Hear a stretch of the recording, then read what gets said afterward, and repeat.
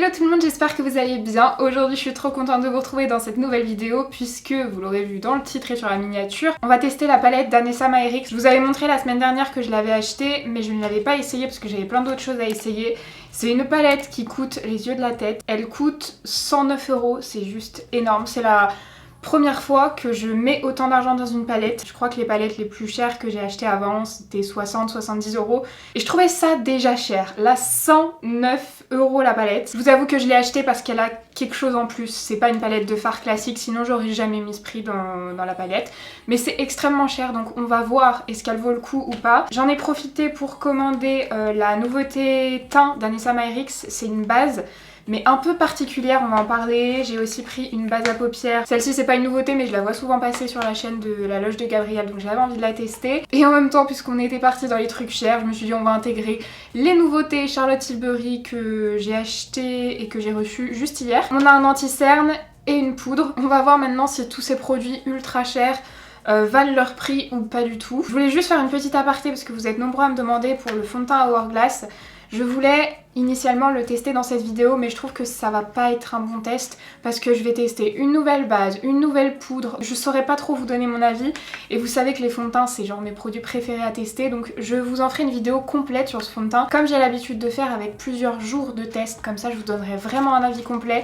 Donc soyez un petit peu patient mais ça va arriver, je vais essayer de faire ça dans les jours qui viennent. Je suis désolée par avance, je vais tout le temps me toucher les cheveux parce que je les ai lissés et c'était pas arrivé depuis un petit moment, je me rends compte de leur longueur et ça y est du coup ça m'a fait prendre une décision. Je supporte pas cette longueur. Je vais commencer du coup par tester la base de chez Anessa Maërix. J'ai passé commande sur le site de Monochrome Beauty, c'était la première fois que je commandais. Ça arrive assez vite, je me souviens plus exactement mais moins d'une semaine. Tout était très bien emballé et du coup j'avais commandé 3 produits et j'ai eu une miniature en cadeau.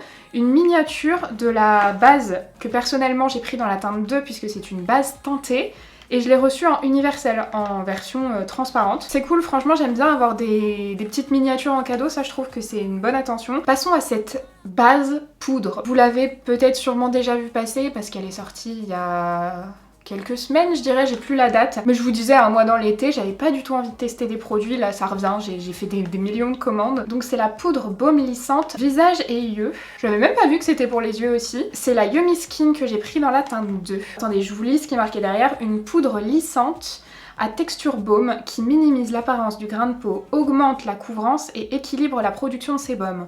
Ça, c'est tout ce que j'aime. Au niveau du packaging, ça ressemble à ça. On a une petite spatule qui est intégrée dans le packaging. Alors ça, c'est cool parce que alors moi, les spatules, quand il n'y en a pas ou quand elles sont sur le côté, je les enlève, je les perds. Le produit ressemble à ça. On va ouvrir pour voir à quoi ça ressemble. On a la texture qui est ici. Je me rends pas du tout compte. La couleur me paraît un peu foncée, mais on va voir, peut-être que ça va le faire. Ça sent pas grand chose. Je vais prélever du coup la base. J'ai aucune idée de quelle quantité il faut mettre. Je vais faire déjà je pense la moitié. Je vais mettre un peu là, un peu là. Je sais pas non plus quelle couvrance ça va avoir. Je pense que j'en ai pris 15 fois trop. Regardez, il y a encore tout ça. J'ai pas envie d'en mettre trop. Je vais commencer avec ça. On va voir ce que ça donne en couvrance. J'avais regardé des vidéos de ce produit. Mais c'était il y a longtemps. Et l'été est passé entre temps. Du coup j'ai complètement oublié. Et mais c'est quand même couvrant. Alors j'ai mis du côté en plus où j'ai des imperfections, j'ai très mal mangé, hein. C'est complètement de ma faute là, toutes les imperfections. Alors ça s'estompe bien, mais c'est pas gras, vous voyez souvent les bases comme ça, elles sont grasses. Je galère avec ma luminosité, là je vous ai beaucoup baissé mais j'ai l'impression qu'on voit mieux comme ça. J'avais l'impression que ça allait être trop foncé, c'est pas le cas, c'est un peu jaune. Je pense qu'en vrai la couleur ça va le faire. Surtout que c'est quand même pas un fond de teint, c'est pas couvrance fond de teint, mais j'en reprends un petit peu. Je m'obstine à faire la moitié parce que je trouve qu'on se rend mieux compte. J'ai l'impression que c'est vraiment sympa le résultat. Pas sûr par contre que ça convienne si vous avez une peau sèche. Hein. Dites-moi si vous l'avez testé, vu que là vraiment elle est sortie il y a quelques semaines. Dites-moi si vous l'avez testé, ce que vous en pensez, quel type de peau vous avez. Je vais en rajouter un petit peu ici parce que du coup j'en avais pas mis partout parce que d'habitude en fait les bases lissantes je les mets que sur la zone T, mais là puisqu'elle est un petit peu colorée, faut la mettre partout. Au niveau du lissage de la peau, ça marche extrêmement bien. Au niveau de la couvrance, franchement, c'est pas mal du tout. J'aurais pu mettre que ça, j'aurais pu l'utiliser cet été en mettant que ça. Cet été, j'ai beaucoup mis une base lissante plus la bébé crème Herborian. Limite, c'est un peu plus courant qu'une bébé crème. Franchement, j'aime beaucoup le résultat. J'aime bien faire la moitié, comme ça vous pouvez vraiment vous rendre compte, surtout au niveau du front puisque j'ai des petits trous. Déjà, il y a une chose à prendre en compte, c'est que c'est complètement mat. Et quand c'est complètement mat, on voit beaucoup moins les pores et les trous. Donc ça déjà de base, mais en plus c'est lissant. Je pense que vous verrez bien là la différence, hein, là il n'y a pas de souci. Mais est-ce que vous verrez de près, ça va un tout petit peu... Je dirais que ça marque un tout petit peu les zones où j'ai tendance à être un petit peu plus sèche. À l'application aussi, je dirais qu'elle a peluché un tout petit peu sur cette zone-là, mais pas trop. Mais vous voyez, elle a une texture un peu sèche, pas très grasse. Je vais gâcher le produit que j'ai pris, tant pis, mais je vais faire moitié-moitié pour qu'on puisse voir et déterminer si elle floute plus, si la matité est mieux qu'une base lissante classique. Ça, c'est des petits morceaux. Ça tombe de partout, c'est des morceaux. Du coup, de ce côté, je vais mettre la NYX. Comme ça, on pourra bien comparer. Par contre, la NYX est transparente, hein, donc il n'y aura pas de couvrance. Vous voyez, là, au niveau de la texture, bah non, vous voyez pas parce que ça, c'est vraiment une appréciation au toucher, quoi. La base NYX, elle est beaucoup plus grasse au début, ce qui fait qu'on peut l'étirer facilement. Je vous disais que le produit d'Anessa Maërix, ça faisait un peu un mix des deux produits que j'ai utilisés cet été, mais en utilisant une base comme ça transparente et la bébé crème, en fait, alors c'est un petit peu moins lissant et c'est un petit peu moins couvrant. Par contre, j'ai vraiment zéro effet matière sur le teint avec cette bébé crème.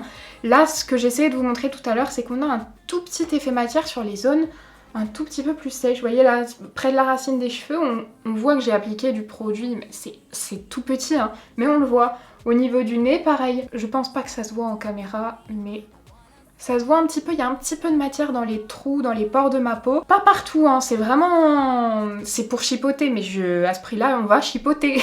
J'ai donc appliqué ma base, maintenant je vais mettre un fond de teint que je connais. Ça fait vraiment une éternité que j'ai pas appliqué mes fonds de teint. Je vais mettre mon fond de teint Catrice. Là j'ai pris l'ancienne formule, mais vu que ça fait longtemps que je l'ai pas utilisé, qu'en plus ma peau a pas mal changé, et d'ailleurs les teintes, je sais pas où on en est, j'ai quoi 5. Bah du coup ça va être clair. Aïe aïe aïe aïe aïe, bah oui, l'été est passé par là. La nouvelle formule, je l'ai en 10, mais j'aime un peu moins la nouvelle formule. Je vais quand même appliquer la nouvelle formule. Je commence par le côté base, comme ça je sais que s'il y a une cata qui se passe, c'est le fond de teint et pas la base. À mon avis, pour augmenter la couvrance d'un fond de teint, cette base peut être pas mal. J'ai mis la base du côté où j'avais toutes les imperfections. Là, vous m'avez déjà vu appliquer ce fond de teint à peu près 1 million de fois. Hein. Voilà, j'ai appliqué le fond de teint et j'ai attendu un petit peu pour voir si ça séchait de la même manière des deux côtés. Alors, je vois une différence. Ici, c'est plus couvrant et les pores sont beaucoup mieux lissés et vraiment la différence est flagrante. Les pores sont vraiment très dilatés sur le nez, ce qui fait que ici et habituellement, je dois faire des pressions assez fortes avec mon éponge pour que la matière rentre bien dans les pores et que ça fasse pas un trou quoi. Pour bien appliquer mon fond de teint, je dois faire des pressions assez fortes à ce niveau-là, au niveau de l'aile du nez. Ici, j'ai pas eu à le faire. Vraiment, ça a vachement bien lissé. J'ai juste passé un petit coup d'éponge et j'ai pas eu de trou. Ce côté est beaucoup plus lisse. Par contre, du coup, il y a un petit inconvénient de ce côté, c'est qu'il y a un petit peu plus de matière. Ça fait un peu plus effet matière, c'est un petit peu plus épais en fait. De ce côté-là, le rendu est légèrement plus naturel. De ce côté-là, un petit peu moins. J'ai quand même envie d'essayer de vous montrer. Vous voyez, il y a un petit peu plus d'effet matière ici. Mais en même temps, c'est plus lisse. De l'autre côté, c'est moins lisse. Mais on a moins cet effet matière. On va voir comment ça évolue, puisque évidemment je vais vous faire un point ce soir. Au niveau du fond de teint, du coup je le connais, je peux me permettre de tester un nouvel anti-cerne, et c'est le nouvel anti-cerne de Charlotte Tilbury. C'est le Beautiful Skin Radiant Concealer que j'ai pris dans la teinte 3,5 Fer Pâle. J'ai galéré à trouver ma teinte, je n'ai jamais eu de produit Charlotte Tilbury, j'avais un fond de teint. Mais alors en achetant le fond de teint, je m'étais complètement trompée, il était blanc, je l'ai même pas gardé en fait. Et je l'avais pas tellement aimé ce fond de teint Charlotte Tilbury que tout le monde aimait, donc je l'ai pas gardé. L'anti-cerne par contre, je pense que je vais l'aimer, enfin j'espère de tout cœur que je vais l'aimer. C'est une couvrance moyenne, constructible et 16 heures de tenue. Je vous dis du coup j'ai pris 3,5, oulala ça me paraît clair, mais bon je préfère à ce niveau de l'année prendre un peu plus clair parce que là je vais faire que perdre de la couleur. Le produit se présente comme ça, on a 7,2 grammes à l'intérieur. C'est pas une contenance énorme mais c'est pas une faible contenance. Pour vous le comparer par exemple dans le Tarte on a 10 ml. Dans le liquide camouflage de Catrice, on en a 5. Vous voyez, c'est un intermédiaire. Je sais pas s'il est sorti sur Sephora. Au moment où je l'ai acheté, il n'était pas sorti. Je l'ai acheté donc sur Cult Beauty. Le packaging en tout cas est très joli. Les packaging Charlotte Tilbury sont sympas. On va voir au niveau de l'embout. Moi j'aime bien les gros embouts. Ah, c'est pas un gros embout du tout. C'est genre un petit embout comme un gloss. Là je vais le mettre des deux côtés hein, puisque je vais tester. Oula, c'est clair. Alors c'est clair en ce moment, cet hiver ça ira, c'est pas mal. Mais il fallait pas que je prenne plus clair. Donc là j'ai mis cette quantité, c'est ce que je mets à peu près tout le temps.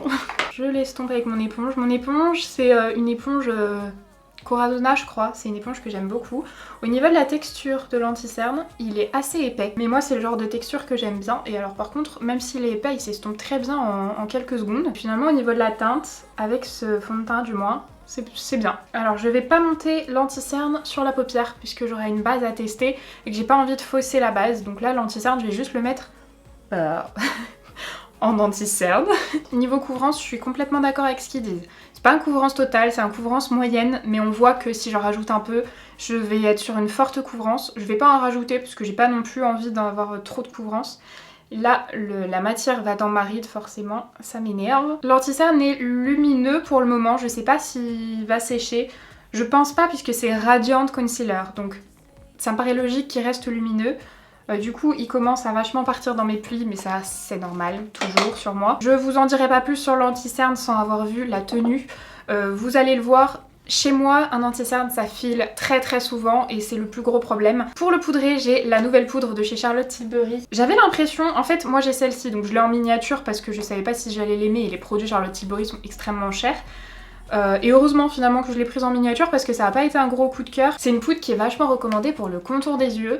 Mais alors moi ce que j'aimais pas c'est que malgré le fait que j'ai la poudre en teinte 1 pâle qui est la plus claire, ça faisait toujours un petit peu foncer mon anti-cerne. Et elle fonctionnait bien, mais c'était pas non plus la moins fripante. Je suis désolée, le vocabulaire. Je trouve que c'est le mot qui va le mieux à mon contour des yeux. Dès que je mets de la poudre, ça le fripe. Donc celle-ci m'a carrément fait envie puisque c'est la Airbrush Brightening Flawless Finish. Donc elle est blanche. C'est la Fair Medium, pas le moyen. Donc je crois qu'il y a une autre teinte qui est censée illuminer, mais plus pour les peaux métisses à noir, je crois. Moi j'ai évidemment pris la plus claire. Et je l'ai acheté dans le but d'illuminer le contour des yeux. On va voir au niveau du rendu si c'est possible de l'appliquer sur le teint ou pas. J'ai aucune idée d'à quoi elle va ressembler. Micro-poudre visage plusieux pour un teint zéro défaut. La peau paraît plus lisse et plus éclatante, réduit l'apparence des rides. Les cernes semblent atténuées de 75-71%. Du coup non, en fait c'est bien une poudre faite pour le contour des yeux. Donc ça c'est cool.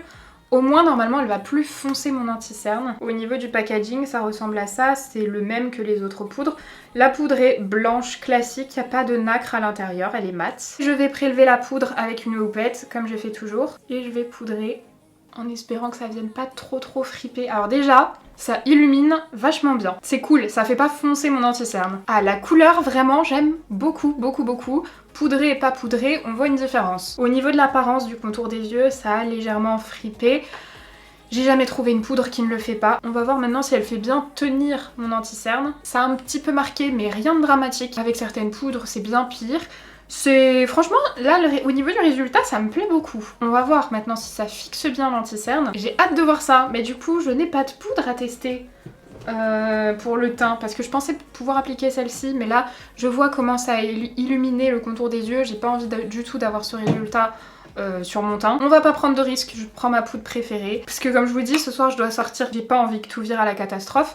Parce que je viendrai vous faire une update avant de sortir, parce que je sais pas à quelle heure je vais rentrer. Le fait d'avoir appliqué la poudre n'a pas changé le rendu, c'est toujours plus lisse ici, mais la matière un petit peu plus visible. J'ai pas d'autre chose à tester et je vais en profiter pour mettre un bronzer qui me va. Parce que si vous avez regardé mes précédentes vidéos, vous avez vu la catastrophe que ça a été avec les bronzers.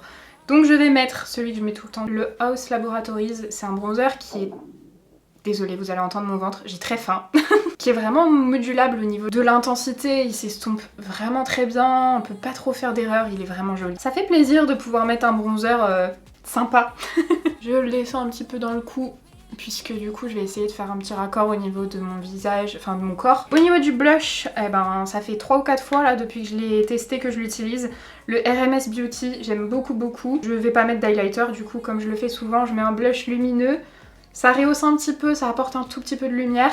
Ah, je suis contente là, le teint est joli, je suis contente.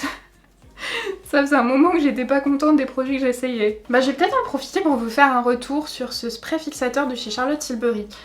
C'est un spray fixateur qui a hyper bonne réputation. C'est vrai qu'il est pas mal, je l'ai pris pareil en miniature, mais pas pour les peaux grasses. Si vous avez une peau grasse et que vous cherchez un spray fixateur matifiant, partez pas sur celui-là. J'ai même pas trop regardé ce qu'il promettait puisqu'il a vraiment une super bonne réputation. Alors il fixe très bien, ça par contre il est excellent. Il a pas un effet hyper glowy, mais il a ce petit effet, ça rajoute un petit peu de lumière. Il sèche pas complètement mat, vous voyez. Il y a une lumière. Moi, c'est pas ce que j'aime dans les sprays fixateurs. Du coup, j'étais un peu déçue. On va pas faire durer le suspense si longtemps. J'aime énormément mon teint aujourd'hui. Donc, on fixe avec le Urban Decay. Bon, je fais mes sourcils, on se retrouve après. Je vous retrouve déjà 1 heure plus tard. J'ai dû aller manger parce que je tremblais trop. J'ai eu du mal à faire mes sourcils. Donc j'aurais jamais pu faire mes yeux en tremblant autant. On continue donc avec les yeux.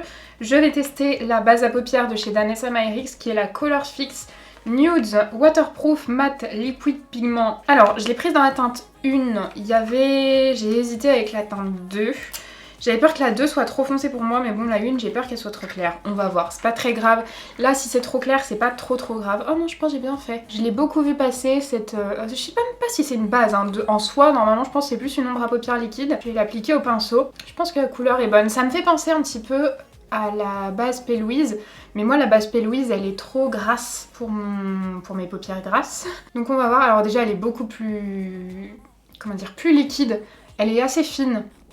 C'est pas mal ça. Ça unifie bien, c'est un poil clair, mais c'est parfait pour une base à paupières. Pas mal du tout. Bon, pour la base à paupières, il faudra que je teste plusieurs fois pour vous donner un avis, surtout que là je vais tester des fards à paupières que j'ai jamais essayé. Donc je peux pas trop vous dire si ça va bien aller. Je pourrais vous dire si ça agrippe bien le fard, mais pas vous faire un retour complet sur est-ce que ça va partir dans les plis. Moi c'est ça mon problème, vu que tout est gras sur mon visage.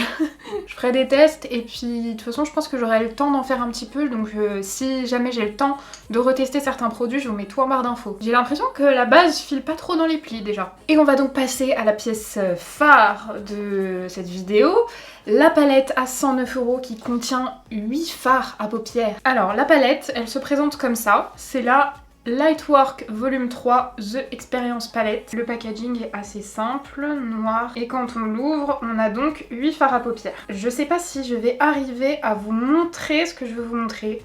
Les fards à paupières ont des reflets en fait. C'est ça qui est intéressant dans ces fards, c'est qu'ils sont duo ou triochrome. Ah ouais, j'ai l'impression qu'en faisant ça, vous voyez, les fards à paupières ils changent de couleur complètement, c'est absolument sublime. Celui-là, là, il a l'air particulièrement magnifique.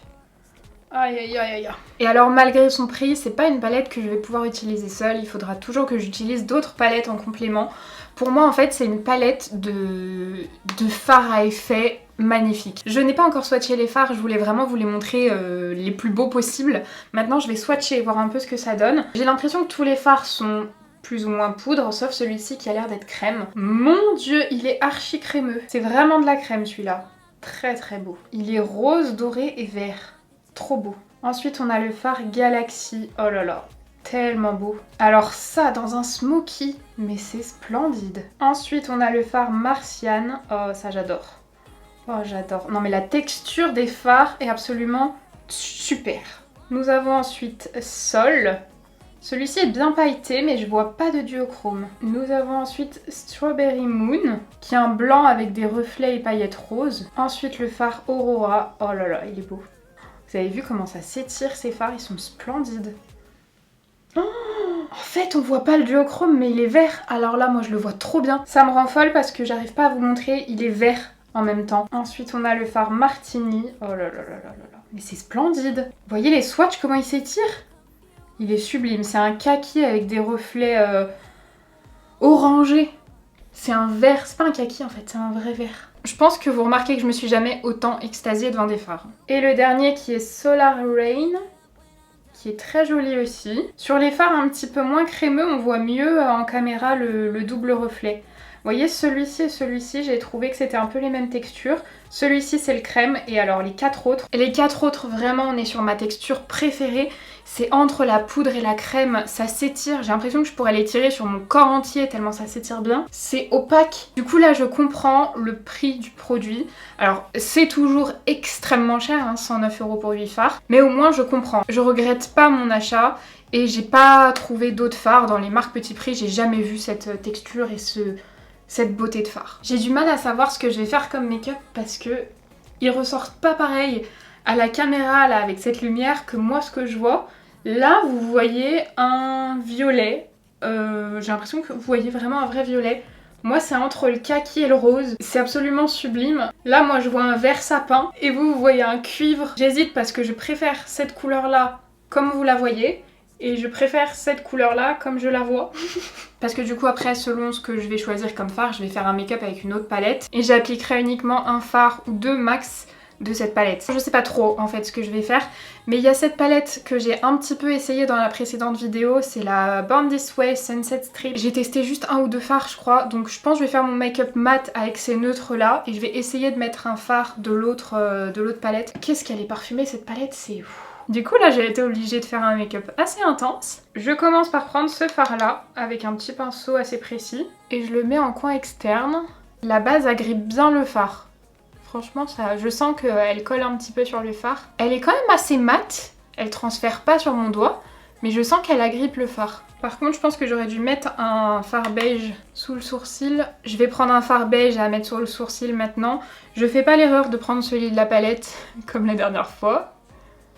Hop, je mets le mien. Et je prends le fard Golden Hour, celui-ci, et je l'utilise pour dégrader le fard que j'ai mis juste avant. Je vais reporter les deux mêmes fards en ras de cils inférieur. Alors j'ai l'impression que l'anti-cerne commence un peu à bouger quand même. Là du coup le problème c'est que je saurais pas si ça vient de l'anti-cerne ou de la poudre. Bah du coup je vais venir mettre la même couleur, la plus foncée en coin interne. Je vais juste laisser de l'espace au milieu pour mettre mes jolis fards. Et avec mon fard estompeur je vais relier ici. Je pense que je vais m'arrêter là avec les fards mat, mais le truc c'est que je sais pas trop. Genre là en regardant dans le retour, c'est typiquement ce fard qui irait bien. Mais quand je le regarde moi, il est vert. Parce que celui-ci, vous le voyez violet qui va pas du tout avec. Mais moi je le vois entre le vert et le rose. Aïe aïe aïe, que fais-je? Je pense que je vais quand même mettre celui-là. Je peux pas essayer un œil d'un côté et l'autre autre chose parce que je vais quand même sortir ce soir. Bah pour le coup là du coup vous voyez violet en caméra. Et moi aussi là quand je pose sur ma paupière je le vois violet. Je le pose au doigt parce que y a pas d'explication. Je trouve que ça c'est une texture qui déjà c'est une texture qui fond sous le doigt. Du coup c'est le fard Aurora hein, que j'ai pris, je pense que vous l'avez remarqué. Du coup en coin interne je vais mettre celui-ci. Là par contre je vais le prendre avec un pinceau parce que c'est un endroit difficile d'accès au doigt. Oh purée, très joli. C'est le Solar Rain que j'ai pris.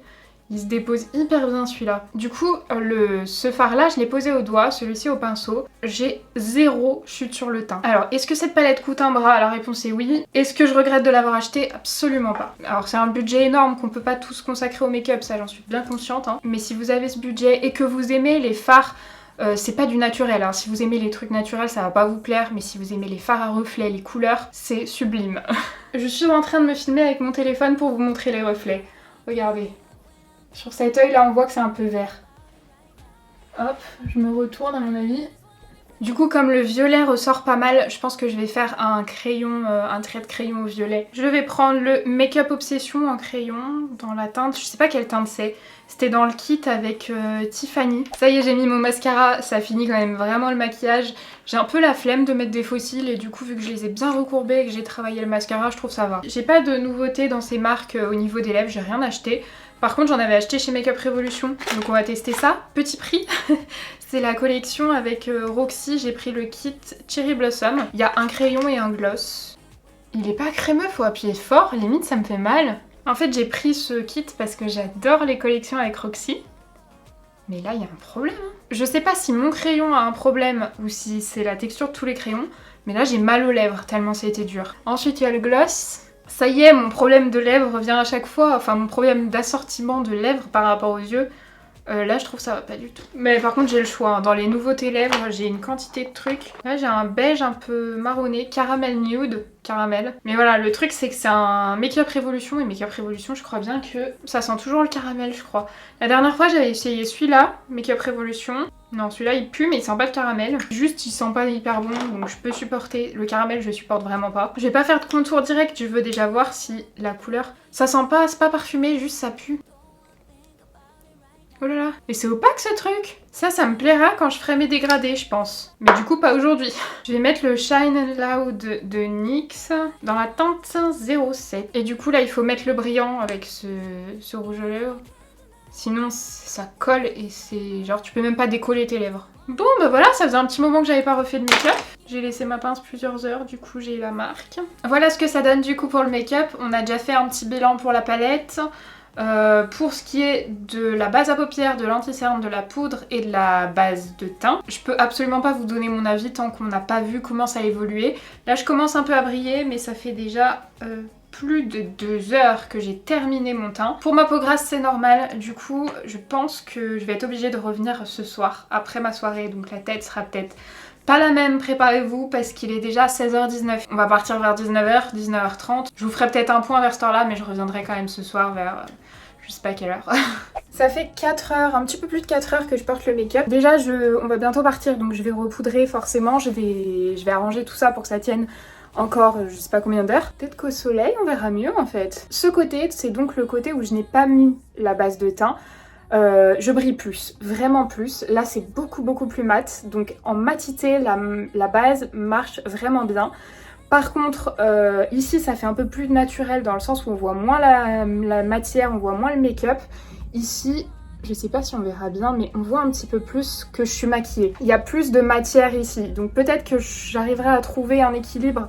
Peut-être en mettant moins de base, peut-être en mettant plus. À voir comment je vais faire, mais enfin une base où on voit une différence. Si je fais la moitié, il y a vraiment une différence. Là, je brille beaucoup plus de ce côté. En base à paupières, elle a très bien fonctionné. Pour le moment, ça bouge pas.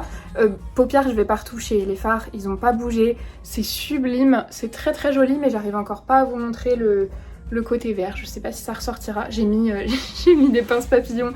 Ça va pas rester comme ça, mais là, c'est juste que j'avais chaud et quand j'ai la peau grasse, j'évite que mes cheveux se collent à ma peau. Je voulais vous faire un point anti-cerne. Ça commence pas mal à filer quand même. Hein. C'est pas le pire, mais c'est pas le meilleur. Et je sais pas si ça vient de l'anti-cerne ou de la poudre. J'aurai le temps de retester normalement, donc je vous mets tout ça en barre d'infos. Mais voyez, ça commence pas mal à partir dans les plis. Là, je sais pas trop comment je vais retoucher. Je pense que je vais juste remettre un petit peu de poudre, essayer de rebouger légèrement. J'ai pas du tout envie de tout refaire, donc je vais juste retoucher un peu. J'arrête pas de bouger. Vous voyez, on voit quand même beaucoup moins les pores ici. Les trous. Vu que je vais repoudrer, si j'ai le même avis, je vais pas revenir vous chercher ce soir. Sinon, on se dit à ce soir. Bon là du coup je vous retrouve, il est 2h30, donc ça fait quand même très longtemps que je porte le make-up. Mon avis est toujours le même, tout à l'heure j'avais retouché, j'étais complètement mat. Je brille toujours un petit peu moins de ce côté que de ce côté, mais j'ai toujours un petit peu plus d'effet matière. Au niveau de l'anti-cerne, il a à nouveau refilé dans les plis. Sachant que j'avais pas fait de retouche d'anti-cerne, mais j'avais remis un petit peu de poudre. Je soupçonne que ça vienne davantage de la poudre que de l'anti-cerne. Alors là j'ai un petit peu de mascara qui a transféré. Ça m'arrive souvent hein, parce que ma paupière est grasse jusque là, donc ça commence à démaquiller. Je pense que vous verrez mais ça commence à filer un petit peu dans les plis. Donc c'est pas une tenue 100% parfaite, mais c'est quand même très bien. Pour des fards qui sont pas mat, moi les fards crémeux ça finit toujours par filer. À déterminer pareil si ça vient des fards ou de la base, j'essaierai de vous faire un point en barre d'infos. Et voilà, je vais aller me démaquiller, me laver et me coucher. Voilà, j'espère que cette vidéo vous a plu. Si vous avez testé ces nouveautés, dites-moi tout ça en commentaire. Et dites-moi aussi si vous avez envie que je teste d'autres produits, bien que j'ai l'impression d'avoir acheté pas mal de nouveautés. Vous m'avez beaucoup demandé Rem Beauty, mon colis est arrivé, ça va arriver aussi. J'ai commandé les nouveautés, donc anti-cerne et tout. Ça va arriver, toutes les nouveautés Rem Beauty. Mais si vous avez envie que je teste d'autres choses, n'hésitez pas à me dire tout ça. J'espère que cette vidéo vous a plu. Si c'est le cas, n'hésitez pas à mettre un petit like et à vous abonner à la chaîne si c'est pas encore fait. Moi je vous fais plein de gros bisous et je vous dis à samedi. Bye.